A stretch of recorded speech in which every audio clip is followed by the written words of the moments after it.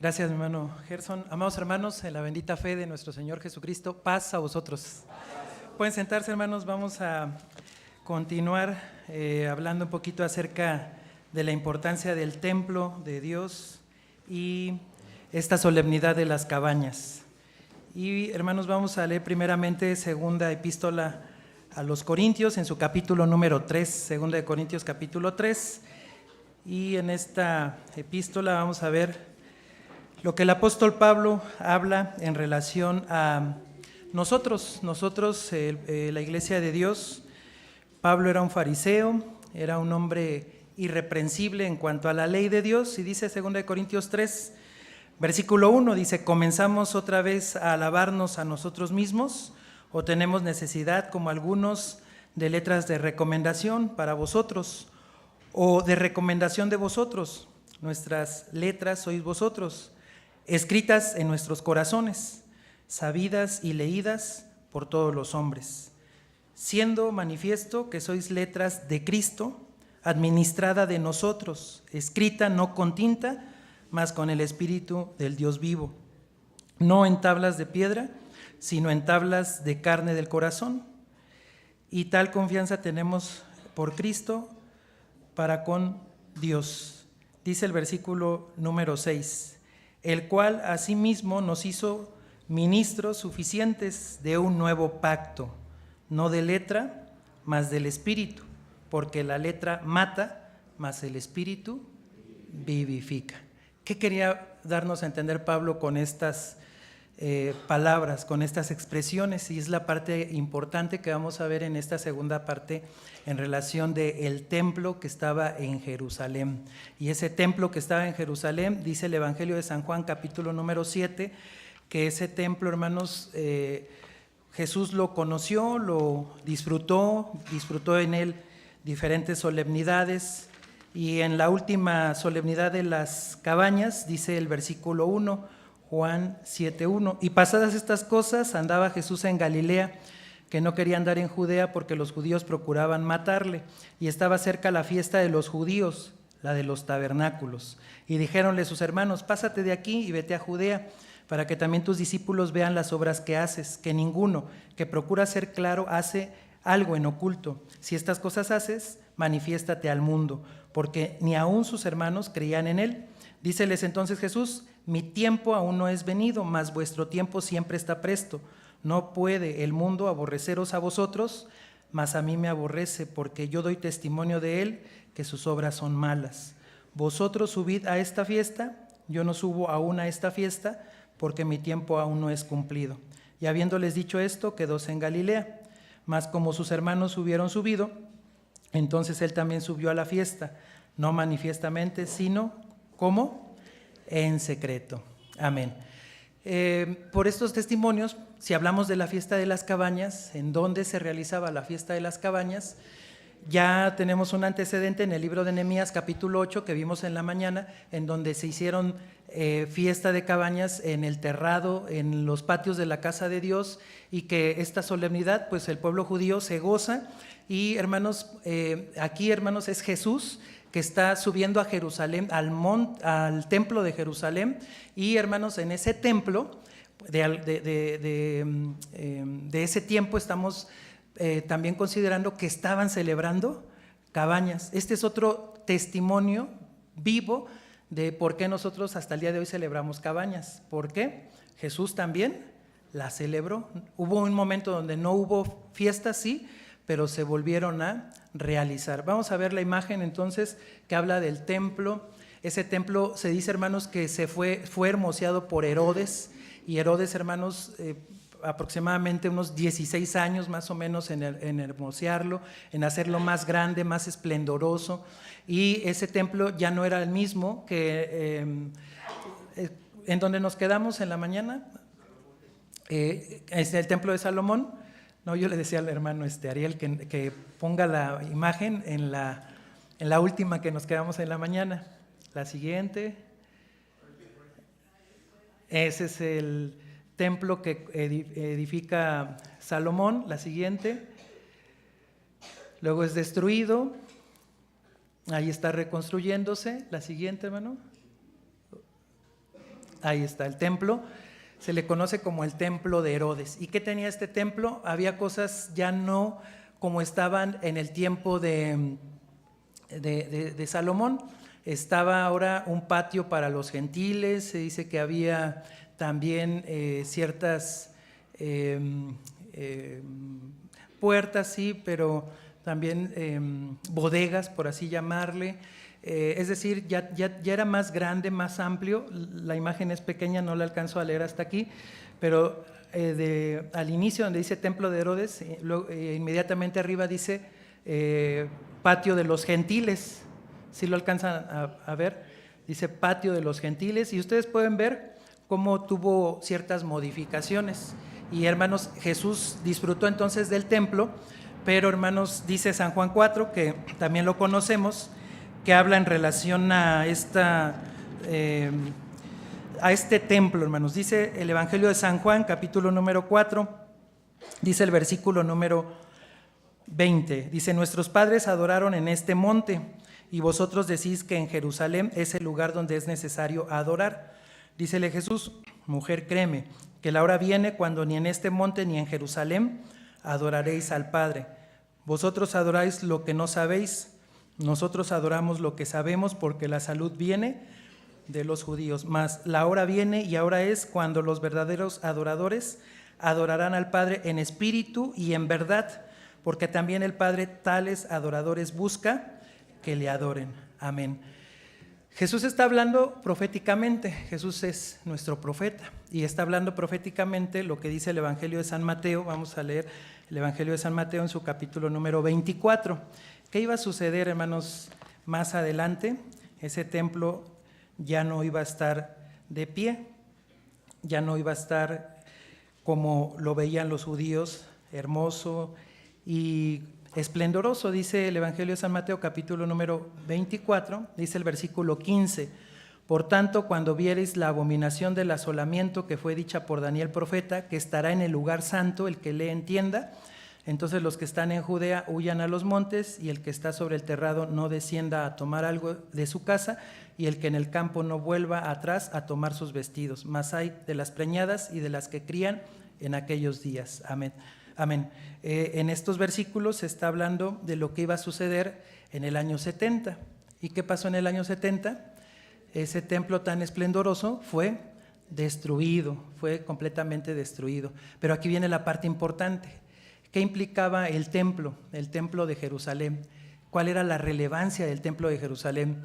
Ahí vivían los sacerdotes, ahí vivían los levitas, ahí se llevaban los sacrificios cruentos. ¿Qué más se hacían? Vimos también las fiestas.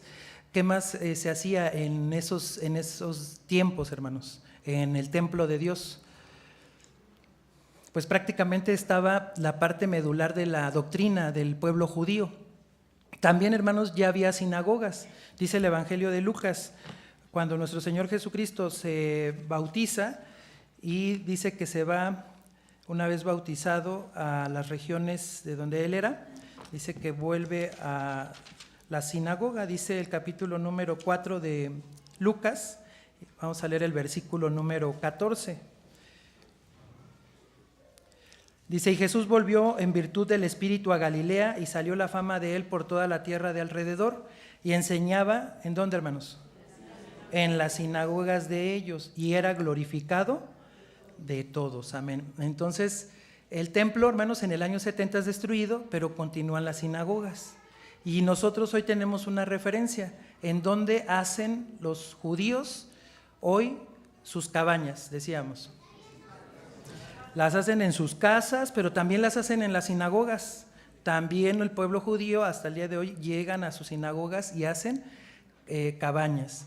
Entonces, cuando la Escritura nos dice que hay un pacto que tenía que perecer, así lo menciona, vamos a leerlo, hermanos. Dice, vamos a ver el libro de Hebreos, en su capítulo número 8. Dice el versículo número 11 al 13: y ninguno enseñará a su prójimo, ni ninguno a su hermano, diciendo: conoce al Señor, porque todos me conocerán, desde el menor de ellos hasta el mayor, porque seré propicio a sus injusticias, y de sus pecados y de sus iniquidades no me acordaré. Mas diciendo, nuevo pacto dio por viejo al primero, y lo que es dado por viejo y se envejece, cerca está de desvanecerse. Vamos a ver quién está durmiendo. Vamos a hacerle una pregunta. Y hermanos, ¿en qué consistía el pacto antiguo, hermanos? ¿Cuál era ese pacto antiguo? ¿En qué consistía? Pues mencionamos que era todo a la letra. ¿Y qué implicaba ese pacto antiguo? El sacerdocio levítico, implicaba los sacrificios cruentos, implicaba también el mismo templo, hermanos. La relevancia del templo estaba en ese pacto antiguo. Pero la Biblia, la Escritura, nos está hablando de un pacto que iba a ser renovado y que iba a ser llevado de la letra al espíritu. Y esa parte es muy relevante ahora que nosotros estamos celebrando Cabañas y que estamos estudiando también las figuras de retórica. ¿Cuántas llevamos? 2. ¿La primera cuál fue?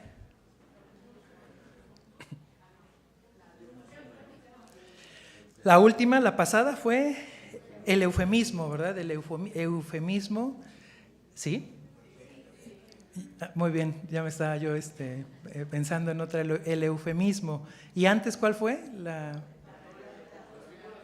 Las figuras de retórica. Así es, dice el libro de Números, vamos a ver el libro de Números. Es decir, hermanos, que nuestro Dios escuchaba a mi hermano Ariel, a mi hermano Ariel, que hablaba de por qué la empatía, por qué la necesidad de la empatía. Y Dios, hermanos, es muy empático con todos los hombres, cualquiera de nosotros. Dice Números capítulo 24, y hay cosas que no alcanzamos a ver, pero la Escritura, a través del Espíritu de nuestro Dios, nos dice cómo se veía Israel en el desierto. Dice Números 24, versículo número 5. Cuán hermosas son tus tiendas, oh Jacob, tus habitaciones, oh Israel, como arroyos están extendidas, como huertos junto al río, como linaloes plantados por Jehová, como cedros junto a las aguas. De sus manos destilarán aguas, y su simiente será en muchas aguas, y ensalzaráse a su rey más que Agag, y su reino será ensalzado. Amén. ¿Está hablando de quién, hermanos? Este profeta, ¿de quién está hablando? De Israel.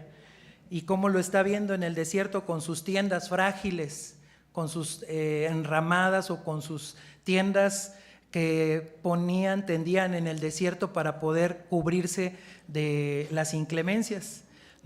El profeta no los ve a lo mejor de una manera despectiva, y no dice este pueblo tan miserable, este pueblo tan escaso y tan necesitado de ayuda. Dice que el profeta, a través del Espíritu Santo, así lo dice el versículo 2, que el Espíritu de Dios vino sobre él, y entonces él ve, dice, cuán hermosas son tus tiendas, oh Jacob, tus habitaciones, oh Israel. Y luego dice el versículo 6, como arroyos están extendidas, como huertos junto al río, como linaloes plantados por Jehová, como cedros junto a las aguas. ¿A qué se compara entonces al pueblo de Israel, a cada uno de los hombres? Como árboles, hermanos. Dice Job capítulo número 29. Job, hermanos, decíamos que es contemporáneo ¿de quién? De Abraham, es contemporáneo de Abraham, por lo que se deja ver en la historia de los personajes, de los lugares. Dice Job capítulo número, les dije 29, vamos a leer el versículo número 18 en adelante. Hermanos, es el pensamiento de este varón. Dice, y decía yo, en mi nido moriré y como arena multiplicaré días. Mi raíz estaba abierta junto a las aguas y en mis ramas, ¿qué dice, hermanos? Pertenecía el rocío. Mi honra se renovaba en mí y mi arco se corroboraba en mi mano. Amén. Entonces, ¿a qué se está comparando este personaje? A un árbol. ¿Sí están de acuerdo conmigo? A un árbol que tiene raíz, un árbol que tiene ramas y que está, dice, junto al río, junto a las aguas, así es. Entonces, esta forma en como Dios nos muestra que nosotros hoy podemos disfrutar de la fiesta de las cabañas, no estamos en un templo como el templo de Jerusalén, decíamos que sí estamos en una casa de oración, pero aquí lo importante es la representación que fue tomando mayor peso para el pueblo de Israel y para nosotros, que hermanos, el tener una construcción. Dice el Evangelio de Lucas en su capítulo 23, estas son palabras de nuestro Señor Jesucristo, Lucas capítulo número 23, y en estas palabras de nuestro Señor Jesucristo, él, hermanos, lo empiezan a escarnecer, lo empiezan a maltratar, lo empiezan a golpear, se empiezan a burlar de él, y dice, hermanos, capítulo 23 de Lucas, dice el versículo número 27 en adelante.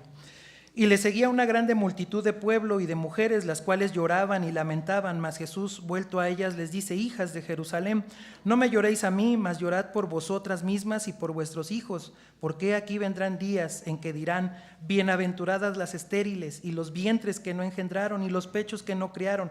Entonces comenzarán a decir a los montes: caed sobre nosotros, y a los collados: cubridnos, porque si en el árbol verde hacen estas cosas, en el seco, ¿qué se hará? Amén. ¿A qué se compara nuestro Señor Jesucristo, hermanos?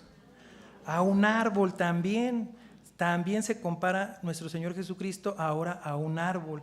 Entonces, cuando nosotros vemos ahora una cabaña dentro de una casa de oración, esta cabaña la hacemos porque somos una familia en Cristo, porque todos los que estamos aquí creemos que Cristo nos ha cambiado, nos ha transformado y venimos a hacer lo que dice Gálatas. El apóstol Pablo en Gálatas dice que nosotros somos, Gálatas, vamos a buscar el capítulo número 6, versículo número 16. Y todos los que anduvieren conforme a esta regla, paz sobre ellos y misericordia, y sobre el Israel de Dios. ¿Quién es el Israel de Dios? Nosotros, hermanos. Tenemos que decirlo con esa confianza, nosotros. Y hermanos, ustedes pasaron, nos llevamos 2 horas de 4 a 6 dando presentes. Se fue bien rápido, ¿lo notaron?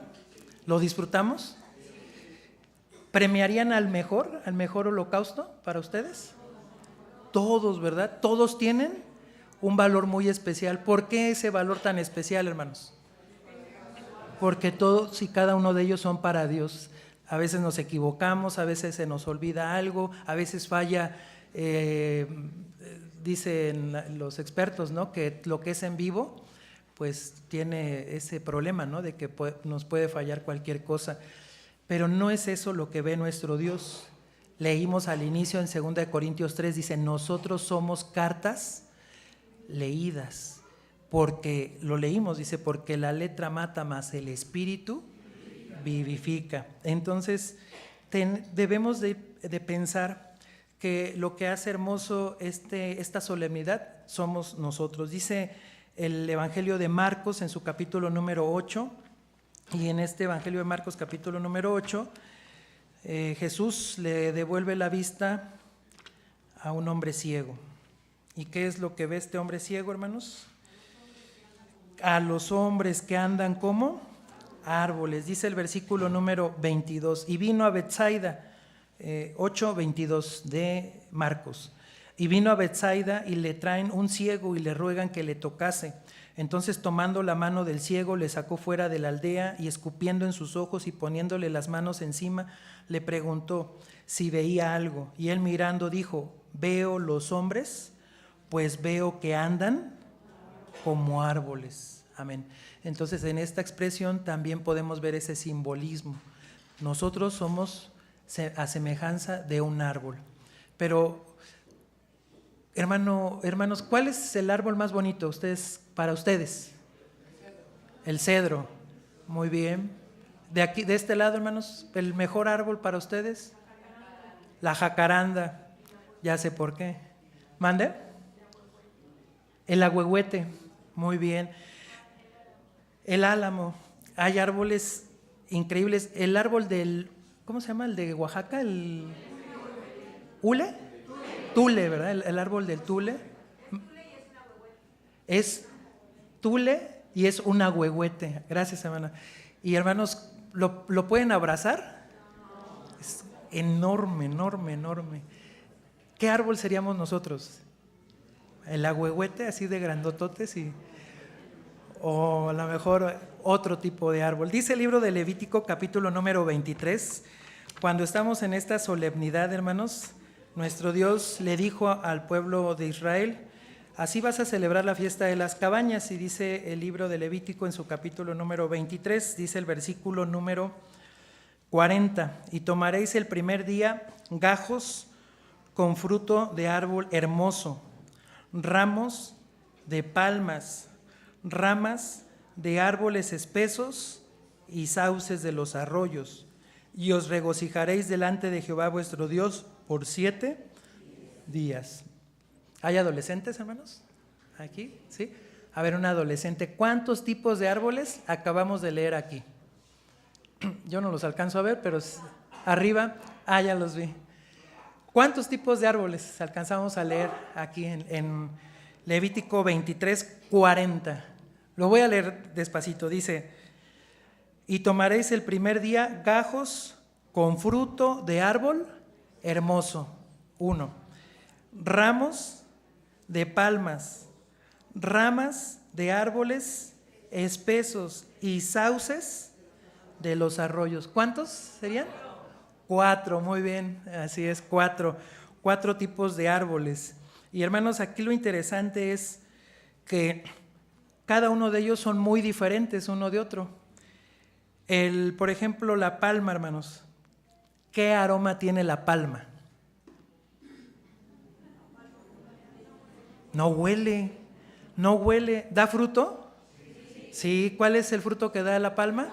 El dátil, así es. Cuando dice, hermanos, ramos de árboles espesos, en otras versiones se menciona el mirto. El mirto. ¿Qué es el mirto? Es un árbol y normalmente da una flor blanca y que tiene mucho aroma. Mucho aroma. Y hermanos, luego dice, el último dice ramos de árboles espesos.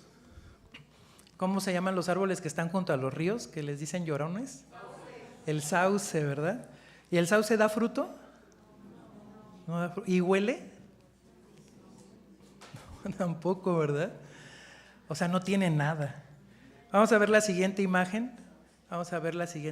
Estamos viendo los 4 tipos que se dejan ver en Levítico 23. Y en un momento, ahí se ve, hermanos. Entonces, ¿cuál sería el primero, hermanos, que ven con? Le llaman el etrog. Cuando el judío dice etrog, ¿a qué se refiere, hermanos? Al cítrico, ¿verdad? Al cítrico, al fruto, al árbol que tiene fruto, porque el primero que leímos dice que era pues una rama con fruto de árbol hermoso. Muy bien. ¿La siguiente qué es? Una palma. El tercero decíamos ¿qué es, hermanos? El mirto. ¿Y el cuarto? Los sauces de los arroyos. Cada uno de ellos son diferentes, hermanos. Y creo que en la iglesia también cada uno de nosotros somos diferentes. Hoy en estas cabañas ya no vi a la hermana que luego pasa y da poesías. Ya la vi. Hoy nos falló. No, pero la hermana la han escuchado cuando da sus poesías, muy bonitas, muy bellas. Y hermanos, cada uno dice, pues yo voy a preparar un texto, nosotros vamos a preparar una alabanza. Escuchamos a la femenil con 2 alabanzas muy bonitas, y ya lo decía mi hermano Gerson, debieron haberlo ensayado, debieron haber estado varios domingos, yo creo, aquí, preparando con mi hermano José Luis la música, las entradas, las notas, y buscamos la perfección, pero nos podemos equivocar, porque somos humanos y porque somos comparados a árboles y porque somos muy diferentes unos de otros. Pero eso es lo que hace Dios. Por eso resaltaba las palabras de mi hermano joven Ariel, de que Dios es un Dios empático, y que Dios, hermanos, no mira nuestras deficiencias. Dios mira lo grande que podemos nosotros llegar a ser. Eso es lo que mira nuestro Dios. Y en esa comparación, ustedes también conocen el Salmo 1. Dice: bienaventurado el varón que no anduvo en consejo de malos, que estuvo en camino de pecadores, ni en silla de escarnecedores se ha sentado, antes en la ley de Jehová está su delicia, y en su ley medita de día y de noche, y será como un árbol plantado junto a arroyos de agua, que da su fruto en su tiempo, y su hoja no cae, y todo lo que hace prosperará. No así los malos, sino como el tamo que arrebata el viento. Por tanto, dice, no se levantarán los malos en el día del juicio, sino los justos, y ni los pecadores en la congregación de los justos. Así que, hermanos, esa es nuestra labor. Esa es nuestra labor en esta vida: esforzarnos, estudiar, prepararnos para alcanzar esa humildad de Cristo. Nuestro ejemplo es nuestro Señor Jesucristo. Nuestro ejemplo es el Maestro. No son los hombres podemos fallar de muchas maneras, pero el ejemplo es nuestro Señor Jesucristo. Y Él les dijo a esas mujeres: si en el árbol verde pueden hacer todas estas cosas, ¿qué no pueden hacer en un árbol seco? Así que, ¿estamos preparados, hermanos? Pues podemos decir: sí, estoy preparado, pero esa preparación es por medio del Espíritu de nuestro Dios, por medio de esa fe que debe de ir creciendo y que nos debe de ir procurando hacer cosas como dice Lucas capítulo 13. Vamos a leer Lucas 13. En Lucas capítulo número 13 hay una parábola, y en esa parábola, hermanos, podemos recordar lo que busca nuestro Dios de nosotros.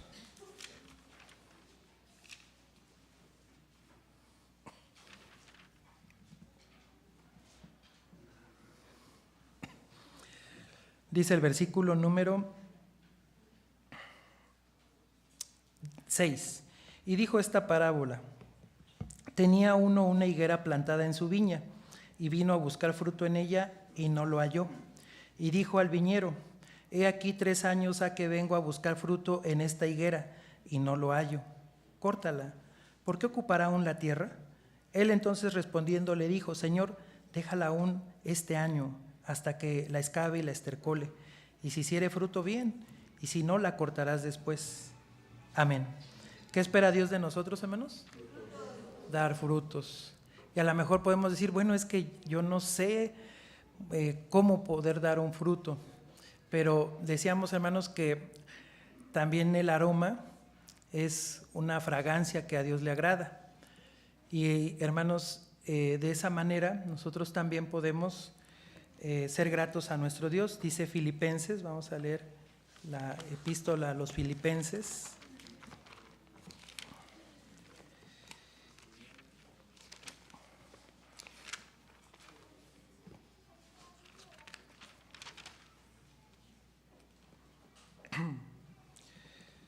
Vamos a leer Filipenses.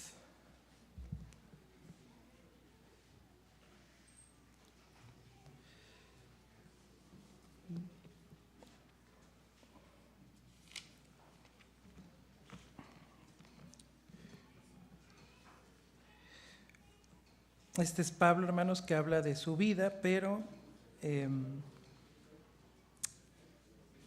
dice el capítulo 1 de Filipenses. Y de esta manera nosotros podemos ver cómo también podemos ser olor grato. Dice el versículo 20: conforme a mi mira y esperanza, que en nada seré confundido, antes bien con toda confianza, como siempre, ahora también seré engrandecido Cristo en mi cuerpo, o por vida o por muerte. ¿Quién está en nuestra vida, hermanos? Cristo. Dice, ahora también será engrandecido Cristo en mi cuerpo, o por vida o por muerte. Porque para mí el vivir es Cristo y el morir ganancia. Mas si el vivir es en la carne, esto me será para fruto de la obra. No sé entonces qué escoger. Es decir, que la perseverancia, la fe, esa manifestación del fruto del Espíritu en nuestra vida, también es una obra, hermanos.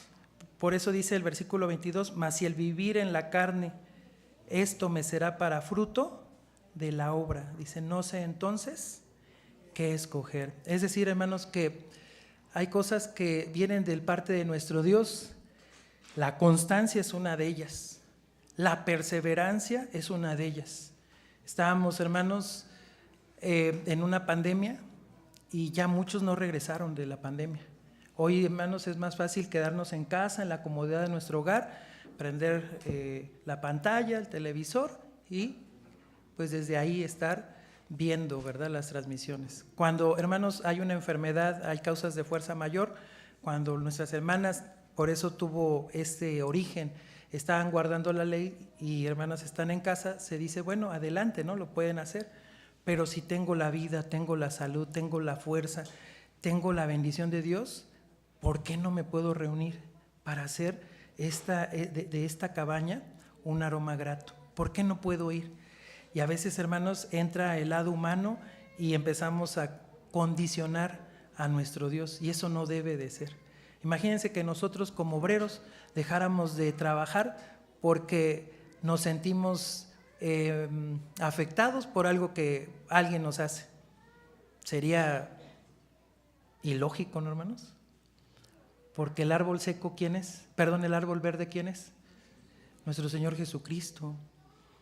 Y Él aguantó todo, hermanos. A sus mismos hermanos lo soportó, soportó sus vituperios, sus burlas. Y hermanos, pues ellos decían, no puede ser de Dios, porque si fuera de Dios, pues haría las cosas como se debe. Dice el Evangelio de San Juan, capítulo 9, vamos a recordarlo. Y en este Evangelio de San Juan, capítulo 9, es el maestro haciendo milagros, y vean la conducta del pueblo de Israel. Dice el versículo 16, entonces uno de los fariseos decían, este hombre no es de Dios, que no guarda el sábado. Otros decían, ¿cómo puede un hombre pecador hacer estas señales? Y había disensión entre ellos. Porque aquí viene también la parte que nos enseña Jesús. Hablábamos de esa letra. Dice, la letra mata, mas el espíritu vivifica. Hacer las cosas porque están establecidas y leemos y decimos esto aquí lo dice y tajantemente lo queremos llevar a cabo, nos puede llevar a ser un grupo de personas que solamente nos enfoquemos en querer quedar bien para con nosotros mismos. Tiene que ser algo que se haga de corazón, algo que salga de nuestro pensamiento y digamos queremos agradar a nuestro Dios. Por eso yo considero que todas los presentes que se trajeron en esta solemnidad, en esta fiesta, hermanos, se hicieron con esa intención de agradar a nuestro Dios. Vamos a ver la siguiente imagen, porque ¿qué hace el judío, hermanos, en este tiempo, hermanos? ¿Cómo considera el pueblo judío la fiesta de las cabañas? Ahí está, hermanos. Lo ve de la misma manera, en una forma simbólica que nosotros. Ellos dicen, el etrog representa a los hombres, al pueblo judío, que estudian mucha Torah y cumplen muchas misbot, o sea, muchos mandamientos, muchos preceptos. Así lo ve el judío. Es decir, un árbol que crece, un árbol que a su tiempo va a dar su fruto y que, hermanos, ese fruto, pues como lo podemos ver aquí, es un fruto agradable. Permítanme ver la imagen nada más para que veamos cómo lo visualiza el pueblo judío. La siguiente, la palmera, ¿cómo le llaman ellos? Lulav. Dice, pues es el gusto de verla, ¿no? De ver esa rama, dice, pero no tiene fragancia. Dice, representa a aquel que estudia mucha Torah, pero no es tan activo en los preceptos. ¿Habremos quienes seamos así, hermanos, en la iglesia? Probablemente sí, ¿verdad? Podemos estudiar mucho, pero a lo mejor todavía no tengo el ánimo para hacer las cosas. Y, hermanos, el pueblo judío lo representa a esos hombres en las palmeras. La siguiente, la rama de mirto, ¿cómo le llaman ellos? Hadas. El mirto tiene fragancia, pero dice, representa a aquel que cumple muchas misbots, pero no estudia tanto la Torah. Aquí quienes pudiéramos pensar, hermanos, sin afán de que sea ofensivo, pero ¿en quién pensarían ustedes? En los niños, así es. A un niño le dices, ponme una palmera, ponme estas palmitas, ponme estos frutos. ¿Y qué hacen los niños? Como hormiguitas. Y de verdad son muy trabajadores y ponen y hacen y te dicen, ya acabé, ¿qué hago? Bueno, ahora guarda las cajas, ¿no? O sea, tantas cosas que les pedimos y los niños con toda la energía del mundo lo hacen. ¿Y qué tanto conocen de Dios, hermanos? Pues tal vez en su conocimiento dicen hay un Dios verdadero, un único Dios, pero buscan agradarle. Pero hermanos, esos hombres sí se están representados en las ramas de mirto. Y luego dice la rama de sauce. ¿Tiene gusto? No. ¿Tiene fragancia? Y se representa aquel que no tiene, pues no tiene nada, ¿verdad? No tiene nada. Es decir, hermanos, ¿habremos personas así? También puede ser que hayamos personas así. Que digamos, pues vengo, no tengo interés de aprender, no tengo interés de crecer, no tengo interés de ayudar, no tengo interés de formarme, ¿no? como un hombre espiritual. Puede ser que sí, hermanos. Fíjense, y el mismo judío, de una forma espiritual, también lo está viendo así. Dice, hermanos, el Salmo 44, vamos a ver el salmista, Salmo número 44. Y hermanos, estas representaciones están plasmadas en la palabra de nuestro Dios, y así como nosotros vemos esta enseñanza, también el pueblo judío, porque está, hermanos, en la ley de nuestro Dios, está también en estos salmos. Les dije, hermanos, Salmo 44. Bueno, aquí viene otra semejanza, dice el verso número 9 y 10. Dicen, pero nos has desechado y nos has hecho avergonzar, y no sales en nuestros ejércitos, nos hiciste retroceder del enemigo, y saqueáronnos para sí los que nos aborrecían. Pusístenos, dice, como a ovejas para comida, y esparcístenos entre las gentes. Has vendido tu pueblo de balde y no pujaste en sus precios. Amén. Bueno, esta es una semejanza, ¿verdad? También en relación a los corderos. No es es el versículo.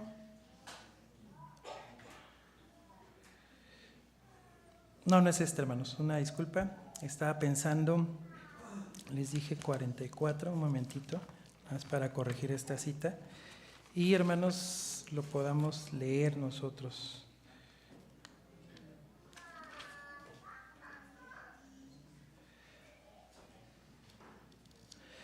Vamos a ver el Salmo, pero vamos a ver el Salmo 140. Ahorita les digo, hermanos. Y aquí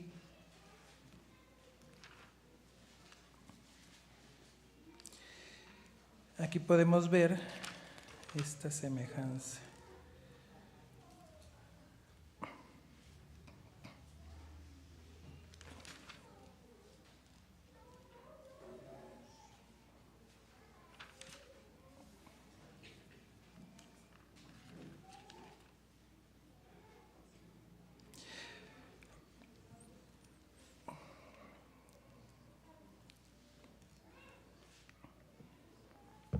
No lo alcanzo a ver, hermanos, una disculpa. En un momentito se los leo. Vamos a leer el Salmo 148. Vamos a ver el Salmo 148 en esta semejanza que se está hablando. Dice el Salmo 148, el verso 7 al verso número 9. Dice, alabad a Jehová de la tierra, los dragones y todos los abismos, el fuego y el granizo, la nieve y el vapor, el viento de tempestad que ejecuta su palabra. Y dice el verso 9, los montes y todos los collados, el árbol de fruto y todos los cedros. Amén. Estaba pensando en este verso por esos diferentes árboles, hermanos, que decíamos que somos nosotros, pero finalmente podemos dar un buen olor, una buena fragancia a Dios. Dice el verso 9, los montes y todos los collados, el árbol de fruto, pero también ¿quién, hermanos? Todos los cedros. Dice el verso 13, alaben el nombre de Jehová, porque solo su nombre es elevado, su gloria es sobre tierra y cielos. Amén. Así que el templo, hermanos, fue destruido, pero todavía queda una promesa. Vamos a leer otro de los profetas, vamos a leer el libro de Zacarías. ¿Y cuál es la promesa en relación a ese templo que estuvo en Jerusalén? Dice el capítulo número 6 de Zacarías. Esto es lo que esperamos que acontezca. Ya llegamos a un tiempo, hermanos, donde vemos las cosas de una forma espiritual, pero Dios es fiel. Y en un futuro, hermanos, dice Zacarías capítulo número 6, versículo número 12. Y le hablarás diciendo, así ha hablado Jehová de los ejércitos, diciendo, he aquí el varón cuyo nombre es Pimpollo, el cual germinará de su lugar y edificará el templo de Jehová. Él edificará el templo de Jehová, y él llevará gloria y se sentará y dominará en su trono y será sacerdote en su solio, y consejo de paz será entre ambos a dos. Amén. ¿Quién es este, hermanos? Nuestro Señor Jesucristo, el Mesías. Y hermanos, en un tiempo futuro, Él va a restablecer ese templo. ¿En dónde, hermanos? En Jerusalén, en Jerusalén. ¿Y saben cuál es lo maravilloso de que se levante el templo? Vamos a leer Zacarías 14. Zacarías capítulo número 14. Dice el versículo número 16. Y todos los que quedaren de las gentes que vinieron contra Jerusalén subirán de año en año a adorar al Rey Jehová de los ejércitos, y a celebrar la fiesta de las cabañas. Y acontecerá que los de las familias de la tierra que no subieren a Jerusalén a adorar al Rey Jehová de los ejércitos, no vendrá sobre ellos lluvia. Y si la familia de Egipto no subiere y no viniere sobre ellos, no habrá lluvia. Vendrá la plaga con que Jehová herirá a las gentes que no subieren a celebrar la fiesta de las cabañas. Este será la pena del pecado de Egipto y del pecado de todas las gentes que no subieren a celebrar la fiesta de las cabañas. ¿Y por qué dice que no subieren, hermanos? ¿Dónde va a estar este templo? En Jerusalén, en un monte. Y hermanos, se restablecerá entonces el templo. ¿Y en dónde nos vamos a ver? En el reino milenial, celebrando cabañas. Ahí, hermanos, en ese templo, hermanos, que va a ser reedificado. Entonces, en este tiempo, hermanos, hay cosas que nos cuesta mucho trabajo lograr entender, lograr asimilar, pero creemos que hacemos las cosas de la mejor manera.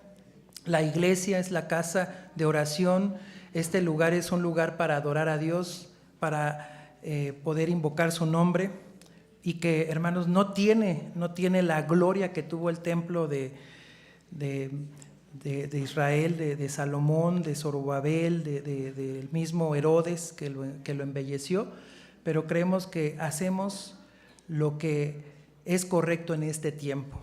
Y hermanos, el tiempo va a transcurrir, Jerusalén va a ser nuevamente restablecida para el pueblo de Israel, y el templo también va a ser reedificado. ¿Cuándo? Solo Dios lo sabe, solamente Dios lo sabe. ¿En qué momento? Dice Mateo 24, cuando veis que las aves, dice, están sobre el cuerpo muerto, dice, y veis que la higuera reverdece, sabéis que el verano está cerca. Entonces, está reverdeciendo, así es, ya está reverdeciendo.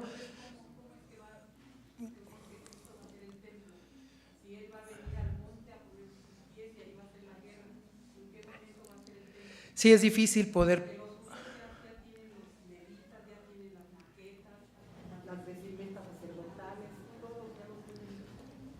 Eso creen algunos mesiánicos regularmente, que dicen ya tenemos una vaca bermeja, ya tenemos a los levitas, ya tenemos todo lo que antes ocupábamos para volver a restablecer los sacrificios para Dios. Pero el mismo pueblo de Israel hasta el día de hoy no puede ocupar un lugar que no le corresponde. Entonces tiene que esperar para que el tiempo que Dios tiene preparado se cumpla. ¿Qué es lo que falta? Pues viene la marca de la bestia, que es a través de una persecución de la iglesia también, ya no es al pueblo de Israel literal, así lo hemos entendido. Después, quienes no se hayan puesto la marca de la bestia, ¿qué va a acontecer, hermanos? Van a venir plagas, ¿verdad? Sobre los que no se hayan puesto, sobre los que se hayan puesto la marca de la bestia. Los que no se hayan puesto la marca de la bestia, dice que vamos a estar como en un mar de vidrio. Entonces, hablar de un tiempo específico es muy complicado.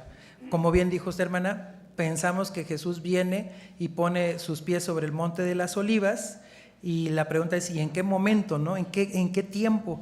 Esas son las cosas que pues le competen solamente a nuestro Dios. Dice el libro de Isaías, y ya voy a ir finalizando, hermanos, con la intención del por qué hoy nosotros, al igual que el pueblo judío, pues vemos la fiesta de las cabañas con muchos simbolismos. Dice el profeta Isaías en el capítulo 66. ¿Qué va a suceder también? Dice el versículo número 19. Y pondré entre ellos señal y enviaré de los escapados de ellos a las gentes, a Tarsis, a Pul y Lud, que disparan arco, a Tubal y a Javán, a las islas apartadas que no oyeron de mí ni vieron mi gloria, y publicarán mi gloria entre las gentes. Y traerán a todos vuestros hermanos de entre todas las naciones por presente a Jehová en caballos, en carros, en literas, en mulos, en camellos, a mi santo monte de Jerusalén, dice Jehová, al modo que los hijos de Israel traen el presente en vasos limpios a la casa de Jehová. Y tomaré también de ellos para sacerdotes y levitas, dice Jehová, porque como los cielos nuevos y la tierra nueva que yo hago permanecen delante de mí, dice Jehová, así permanecerá vuestra simiente y vuestro nombre. Y será que de mes en mes y de sábado en sábado vendrá toda carne a adorar delante de mí, dijo Jehová. Amén. Y en este tiempo, que va a ser un tiempo a futuro, es Jerusalén, es el pueblo de Israel en su tierra.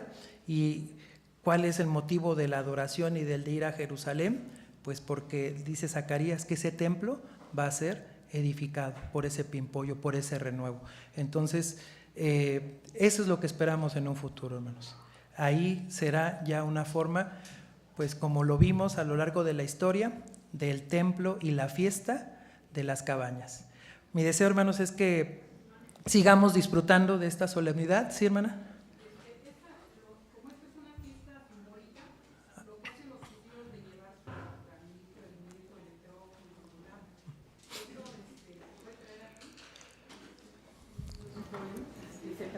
Lo que pasa es que no tenemos esa costumbre de traerlo como ellos lo traen, que es un manojo, ¿verdad? Ellos toman estos 4 tipos de árboles, hacen un manojito, y cuando dice os regocijaréis en la fiesta de las cabañas, pues lo van agitando, ¿no? Y hacen una celebración de esa manera.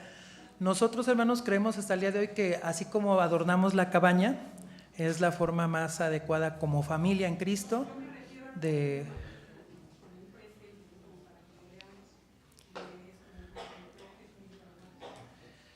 Pues sería interesante, digamos, que nos den la oportunidad de platicarlo en el ministerio como un tema de estudio, y a lo mejor poder plantear qué posibilidades hay, dice la hermana, de que se pueda traer los 4 tipos de árboles y se traigan aquí a la iglesia solo como un tema de adorno o de representación.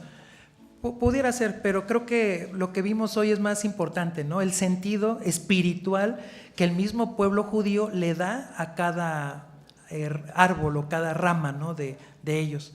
Pero son más costumbres del pueblo judío. En el libro de Nehemías, ya por último, Nehemías capítulo 8, ¿qué hace el pueblo judío? Le dice, vayan, salgan al monte y traigan, ¿qué cosa, hermanos?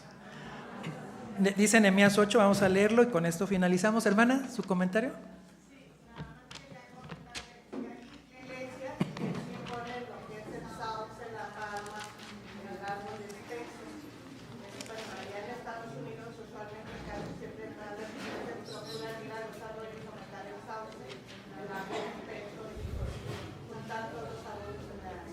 Gracias, hermana. Mi hermana nos comenta que en Estados Unidos sí hay ciertas localidades donde se ponen los 4 tipos de ramas que hoy vimos y que, bueno, la iglesia no lo toma como algo diferente, ¿no?, a la solemnidad de las cabañas. Dice Nehemías 8, dice el versículo número 15, y que hiciesen saber y pasar pregón por todas sus ciudades y por Jerusalén, diciendo, salid al monte, traed ramos de oliva, ramos de pino, ramos de arrayán, ramos de palmas y ramos de ¿qué, hermanos?